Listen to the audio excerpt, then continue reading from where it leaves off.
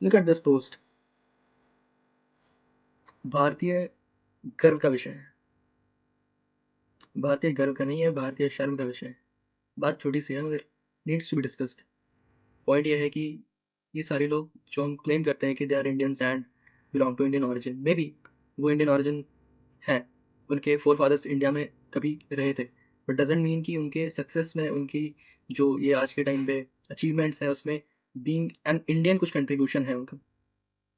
Rather मैं तो ये बोलूँगा कि वो उन्होंने ये डिसीजन लिया कि इंडिया से बाहर निकले और अपने टैलेंट को वहाँ पे परफॉर्म करें जहाँ पे उसकी वैल्यू है। That was the best decision they made, and that is why they're excelling in their career.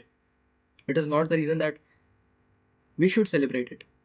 It is a very a pathetic kind of attribute we follow कि कोई बंदा अपने पर्सनल लाइफ में कुछ अचीव करता है, we start boasting वो that कि ये मेरे कम्युनिटी से है, मेरे रीजन से है, मेरे लैंग्वेज बोलने वाला है, सो एंड सो।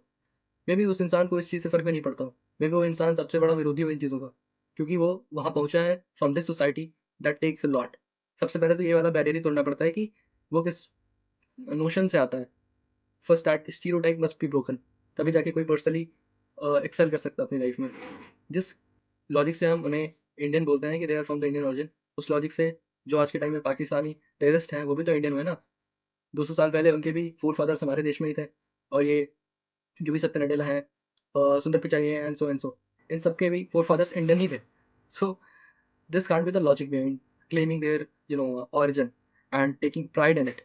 बुरा तो ये लगा ना जब ये इमैनुअल मैक्रोन आए थे हमारे देश में, उनसे भी इन्होंने ये स्क्रिप्ट पकड़ा के ये उनके स्पीच में इंक्लूड करा दिया, ये व्हाट्सएप यूनिवर्सिटी वाला ज्ञान।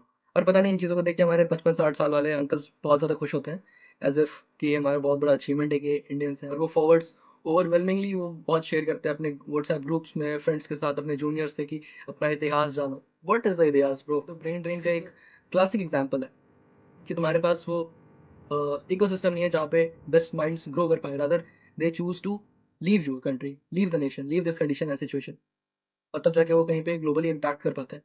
सो this is not something to be proud of. Rather we should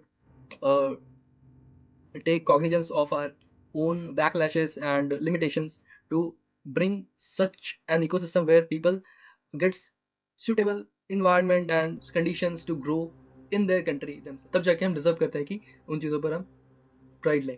ये these are the Indians who are making impacts globally, but not like this. This is something to be embarrassed of. Thank you very much.